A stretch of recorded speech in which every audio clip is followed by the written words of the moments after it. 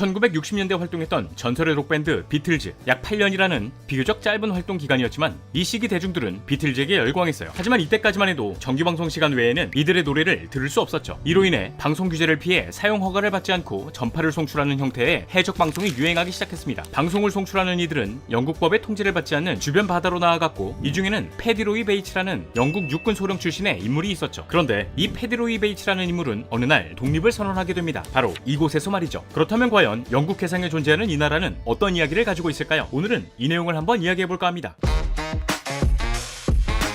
자, 오늘 저와 함께 살펴볼 지식 가이드는 시랜드 공국입니다.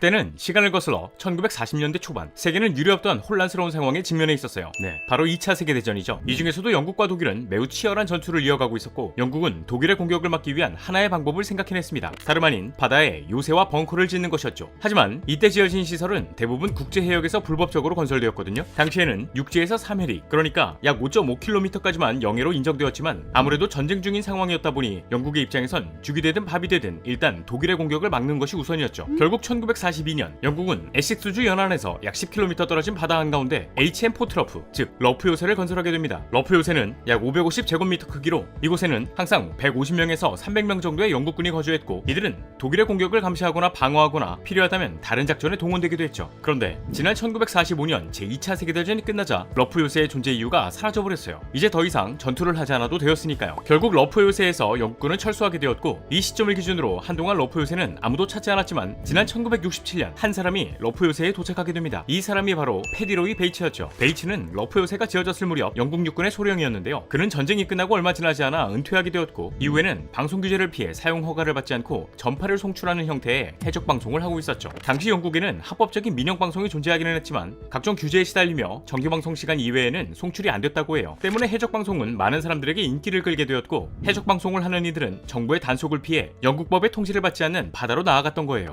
그리고 이때 베이츠가 선택했던 곳이 러프 요새였던 거고요. 그렇게 베이츠는 영국 시민들을 대상으로 방송하면서 인기를 끌게 되는데, 어느 날 베이츠의 해적 방송이 멈추게 됩니다. 그 이유는 다름 아닌 베이츠의 독립선언 때문이었죠. 때는 1967년 9월 2일, 베이츠는 자신의 가족들과 20여 명의 사람들을 러프 요새로 불러 이곳의 이름을 시랜드로 명명한 뒤 스스로 공작직 위에 올라 로이 베이츠 1세라고 부르기 시작했습니다. 이후에는 아예 시랜드 공국이라는 나라를 세워버렸는데요. 이 상황을 지켜보고 있던 영국, 가만히 보고만 있지 않았겠죠. 사실 영국은 1968년까지만 해도 시랜드 공국에는 로이 베이츠의 가족만 살고 있을 거라 생각했다고 해요. 그러나 영국군이 근처를 지나가면서 확인한 시랜드 공국에는 20명이라는 엄청난 인파가 몰려 있었고, 이때부터 뭔가 잘못되었음을 깨닫게 되었죠. 그리고 이 순간 로이 베이츠의 아들인 마이클 베이츠가 영국군을 향해 총을 발포했습니다. 이 사건을 계기로 영국은 시랜드 공국 사람들을 가만히 내버려둬선 안 된다고 생각해 법적으로 하자라는 뉘앙스로 재판을 신청했어요. 그런데 영국 법원은 지난 1968년 11월 시랜드 공국 사람들을 어떻게 할 방법이 없다는 판결을 내렸습니다. 그 이유는 시랜드 공국이 영국 영해의 밖, 즉 공해에 있었기 때문이었죠. 자, 이제 시랜드 공국은 영국의 사법권에서 자유로워졌겠다, 완벽한 독립국으로서 국제사회에 인정받기 위한 노력이 시작되거든요. 먼저 조선시대는 아니지만 신분제에 기반한 정치체제를 갖춘 이후 1975년 헌법을 만들었어요. 이 헌법에는 인간 존엄성, 국가의 주체는 국민이라는 국민주권주의 같은 내용을 포함하고 있었죠. 게다가 시랜드 공국에서 발행한 시랜드 달러로 납부하는 세금에 관한 법, 시랜드 공국이 운영하는 은행에 대한 법, 심지어 이곳에서 발행한 여권에 대한 법과 영사법도 있어 입국을 하려면 여권의 도장도 찍어야 했습니다. 하지만 아무리 헌법을 제정하고 은행도 만들고 여권도 발행해도 시랜드 공국이 국제사회에서 인정받기 전까지는 영향력을 행사할 수 없었어요. 또 이 건축물은 애초에 바다에 지어진 불법 건축물이다 보니 전 세계 어디에서도 이 나라를 인정해주는 곳은 없었죠. 이로 인해 시랜드 공국은 영토, 국민, 주권을 갖춘 독립국가라고 주장하지만 국제기구와 각국 정부로부터 인정받지 못한 집단인 이른바 초소형 국민체로 분류되었어요.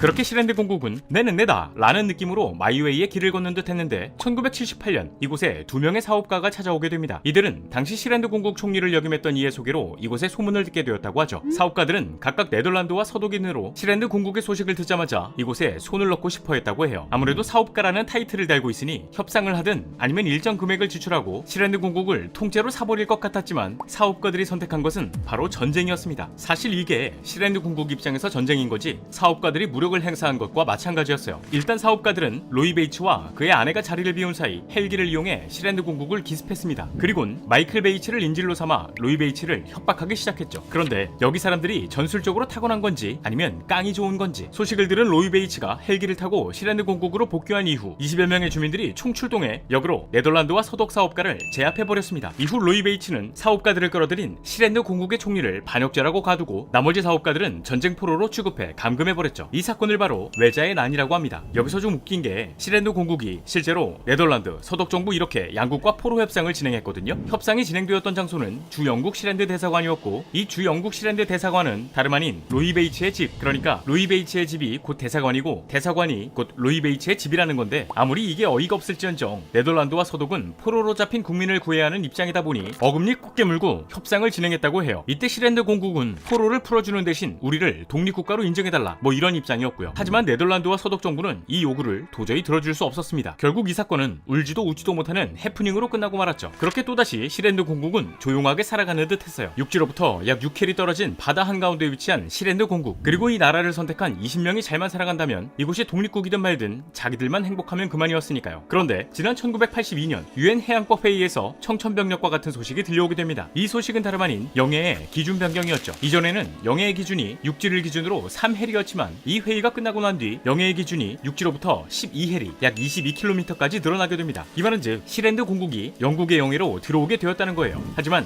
불굴의 시랜드 공국 이를 인정하지 않았습니다. 이후에도 변함없이 독립된 국가처럼 살아갔죠. 1989년에는 헌법을 개정하면서 국가의 기반을 견고하게 만들고 자체적으로 제작한 기념품을 판매해 나름대로 경제활동을 하기도 했으니까요. 사실 이 조그마한 땅덩어리, 아니 요새에서 굶지 않고 살아간다는 것은 현실적으로 불가능해 보이잖아요. 하지만 시랜드 공국 축구 국가대표팀을 만들어 운영하는 이 대단한 걸 해냅니다. 물론 정식적으로 인정받은 국가대표는 아니었지만 지난 2004년 올란드 제도와 첫 경기를 치르면서 나름대로 국가처럼 살아갔어요. 게다가 같은 해 GDP가 60만 달러를 찍기도 했고 1인당 GDP는 2만 2천 달러를 달성했습니다. 그런데 여기서 놀라운 사실은 같은 해 우리나라 1인당 GDP가 약 16,500달러, 네, 시랜드 공국이 우리나라보다 1인당 GDP가 높았다는 거예요. 하지만 불굴의 시랜드 공국, 지난 2006년 나라가 통째로 사라져버릴 위기에 놓이게 됩니다. 화재가 발생했던 것이었죠. 당시 시랜드 공국은 화력발전기를 돌려 전기를 생산하고 있었어요. 그리고 이 발전기에서 이오모를 화재가 발생했고 바다 한가운데 놓인 요새는 순식간에 불길에 휩싸였죠. 하지만 이 상황을 영국 입장에서 생각해본다면 자신의 영해에서 그것도 자국민이 있는 곳에 불이 났다? 네, 당연히 불 끄러 가야겠죠. 영국은 이 소식을 듣고 즉시 출동해 사람들을 구출하고 화재를 진압했습니다. 그럼에도 시랜드 공국은 이미 홀라당 불타버린 이후였고 재건하지 않는 이상 이곳에서 살 수 없는 환경에 놓이게 되었죠. 게다가 엎친 데 덮친 격으로 시랜드 공국의 로이 베이츠가 알츠하이머병에 걸리게 돼요. 결국 그의 아들 마이클 베이츠가 시랜드 공국을 대신 다스리고 있는 상황. 마이클 베이츠는 집념을 가지고 있는 돈 없는 돈 싹싹 긁어 모아서 재건 사업을 진행합니다. 그 결과 2006년 11월 소형 골프장, 공원, 교회, 회의장, 집무실 등이 만들어진 시랜드 공국을 만들어버렸죠. 이때 화재의 원흉인 화력발전기를 풍력발전기로 바꾸기도 했지만 여기서 문제는 수중에 떠있는 시랜드 공국 수중에 남은 돈이 한 푼도 안 남았다는 겁니다. 그래서 이때 마이클 베이츠가 선택한 것이 무엇이었느냐? 바로 매관 매직. 조선 후기 세도 정치 시기 돈을 주고 관직을 사고 파는 매관 매직이 성행했었죠. 이로 인해 자격도 없는 사람들이 돈만 주고 높은 관직에 올라 사람들을 대상으로 수탈한 역사가 있는데 시랜드 공국에선 21세기판 공작, 백작, 남작 자귀가 거래되고 있습니다. 물론 자귀를 산다고 해서 사회적인 신분이 올라가는 것은 아니지만 이게 심심치 않게 거래 후기가 올라오고 있어요. 이 자귀를 사는 사람들은 대부분 이벤트나 친구에게 쓸모없는 선물 주기 뭐 이런 느낌으로 구매를 하는 것 같지만 2023년 7월 기준 공작 약 85만원, 백작 약 34만원, 남작 약 7만원으로 가격이 착한 편은 아닌 것 같아요. 그런데 이런 귀족 자기를 판매하는 것도 모자랐는지 2007년에는 시랜드 공국을 판매한다는 이야기가 나오기도 했거든요. 실제로 이때 우리나라에서 멀지 않은 일본에서 시랜드 공국을 아예 통째로 사버리겠다는 사람이 등장했어요. 결국 시랜드 공국의 역사는 이렇게 끝인가 싶었는데 이 일본인은 이내 교통이 불편하다는 이유로 구매하지 않았다고 합니다. 이후 시랜드 공국은 돈을 벌기 위해 귀족 자기뿐만이 아닌 여러가지 상품을 시장에 내놓았어요. 우표나 키링, 마이클 베이츠의 자서전 등 뭔가 기념품의 진심인 모습이에요. 홈페이지만 들어가봐도 영어부터 독일어, 프랑스어, 중국어, 일본어 등등 각종 언어를 지원하기도 하고 구매할 때 사용되는 화폐도 달러, 유로, 파운드, 심지어 가상화폐까지 설정이 가능하다고 하니까요. 이런 노력에 먹고 살만해졌는지 이후에는 축구팀뿐만이 아닌 등산팀을 만들어 단체로 산악등반도 하고 펜싱팀을 조직해서 펜싱도 하고 심지어 2015년에는 마라톤 대회를 열기까지 했어요. 물론 요새가 워낙 좁다 보니 42.195km를 러닝머신으로 뛰었다고 하죠. 뭐 최근에는 미식 축구팀을 만들어 할 수 있는 건 다 하고 있다고 하는데 과연 이 시랜드 공국의 미래가 어떻게 될지 지켜봐야 할 것 같네요. 자, 오늘의 영상은 여기까지입니다. 다음에 또 다른 안내서로 찾아뵙도록 하겠습니다. 지금까지 지식가